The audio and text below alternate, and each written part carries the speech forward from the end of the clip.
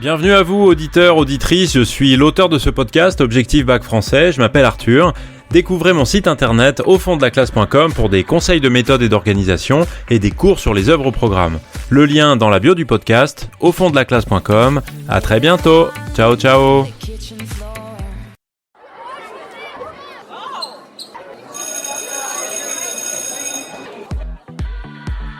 Bonjour à tous, chers élèves et chers amis du site aufonddelaclasse.com.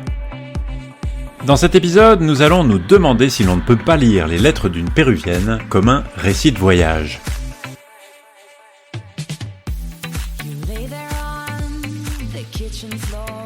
Alors oui, dans cet épisode, on va s'interroger sur la parenté entre les lettres d'une péruvienne et le genre du récit de voyage. C'est une dimension du roman qu'on n'a pas encore abordée directement, et ce voyage, évidemment, il faut le dire d'emblée, a quelque chose d'un peu particulier, et puis il a aussi, c'est ce qui va nous intéresser ici en particulier, une destination inattendue. Évidemment, si les lettres d'une péruvienne sont un récit de voyage, il faut tout de suite dire que Zilia ne choisit pas de voyager. Elle est enlevée, elle est transportée, elle est déplacée contre sa volonté, et chaque étape de son trajet est le résultat de cet enlèvement et d'une décision donc qui ne lui appartient pas du tout. Elle n'a rien demandé. Et pourtant, quelque chose d'assez inattendu finalement se produit assez vite dans la lettre 12 pendant le trajet en carrosse vers Paris. Pour la première fois depuis son enlèvement, Zilia sort de l'espace confiné du vaisseau, du bateau, et elle découvre quelque chose qu'elle n'avait jamais vu, on pourrait dire le monde. Je vous lis un extrait. « Renfermé dans le temple dès ma plus tendre enfance, je ne connaissais pas les beautés de l'univers. Tout ce que je vois me ravit et m'enchante. » Alors, ce qui frappe dans ce passage, évidemment, c'est que le plaisir d'observer le monde est entièrement neuf chez Zilia. Zilia, elle n'a pas de référence, pas de comparaison, elle n'a pas de souvenir d'une autre campagne à laquelle comparer celle-là. Elle voit la campagne française pour la première fois et c'est simplement beau. Pas beau comme quelque chose d'autre, beau tout simplement, sans comparaison. Et la description qui suit est une sorte de rêverie poétique qui tranche sur la forme du reste du roman. Les campagnes immenses qui se changent et se renouvellent sans cesse à des regards attentifs emportent l'âme avec plus de rapidité que l'on ne les traverse. Et puis ensuite les forêts. En entrant dans ces beaux lieux, un charme universel se répand sur tous les sens et confond leur usage. On croit voir la fraîcheur avant de la sentir. Les différentes nuances de la couleur des feuilles adoucissent la lumière qui les pénètre et semblent frapper le sentiment aussitôt que les yeux.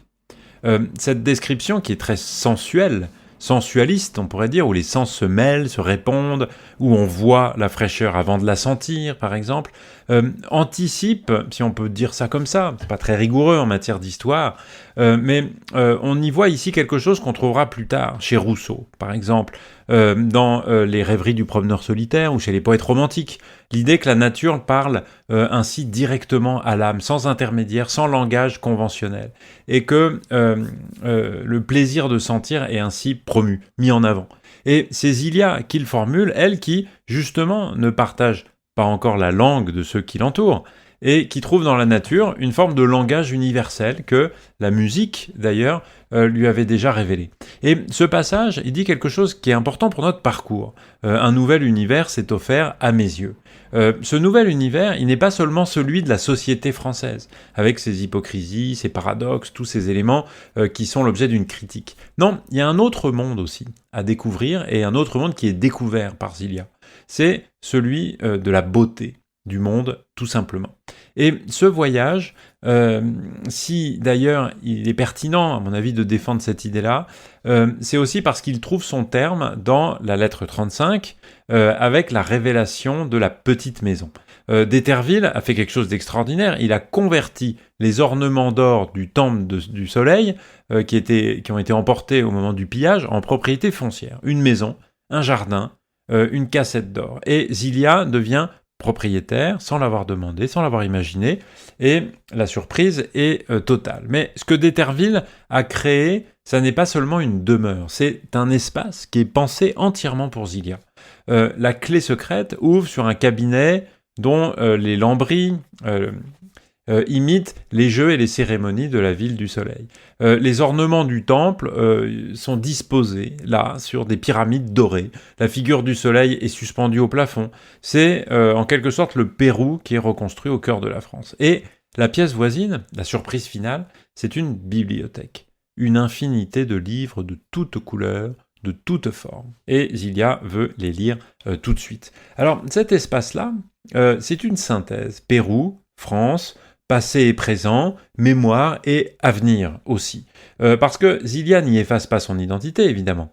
Elle n'est pas obligée, du coup, de choisir entre ce qu'elle était et ce qu'elle est devenue. Elle installe un Pérou au cœur de la France. C'est une espèce d'utopie réelle, pas un idéal imaginaire, mais un espace petit, concret, habitable, qui réconcilie ce qui semblait inconciliable. Et la dernière lettre, 40, nous montre Zilia qui est installée dans sa maison, après la trahison d'Asa, après la découverte que son fiancé l'a oublié, s'est converti au christianisme, s'est marié avec une autre.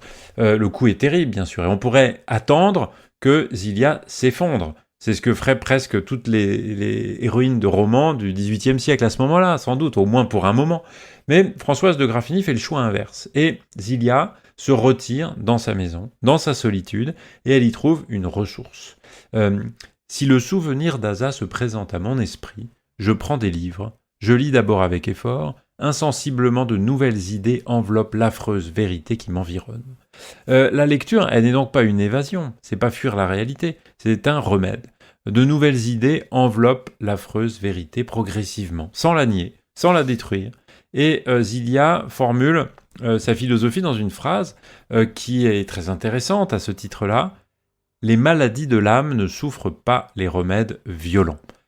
Encore une maxime, d'ailleurs, qui dit la sagesse de Zilia, cette sagesse patiente, qui ne cherche pas à arracher la souffrance d'un coup, mais à la laisser se dissoudre dans le travail de l'esprit. La petite maison, dans ce sens, est le terme, l'arrivée du voyage de Zilia. Ça n'est pas un retour, bien sûr, elle ne peut pas retourner au Pérou, et elle le sait, mais c'est une arrivée. Elle n'est plus chez elle, mais elle a enfin trouvé un endroit où elle se sent chez elle. Et c'est ça le terme du parcours. Et si un univers s'est offert à ses yeux, eh bien, c'est aussi au terme d'un voyage qui lui a ouvert les yeux sur la beauté du monde et sur la beauté simple, après tout, qu'on peut trouver dans cette petite maison.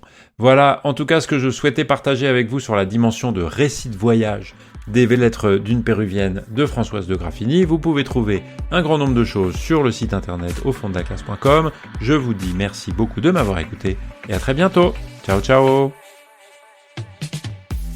You lay there on the kitchen floor.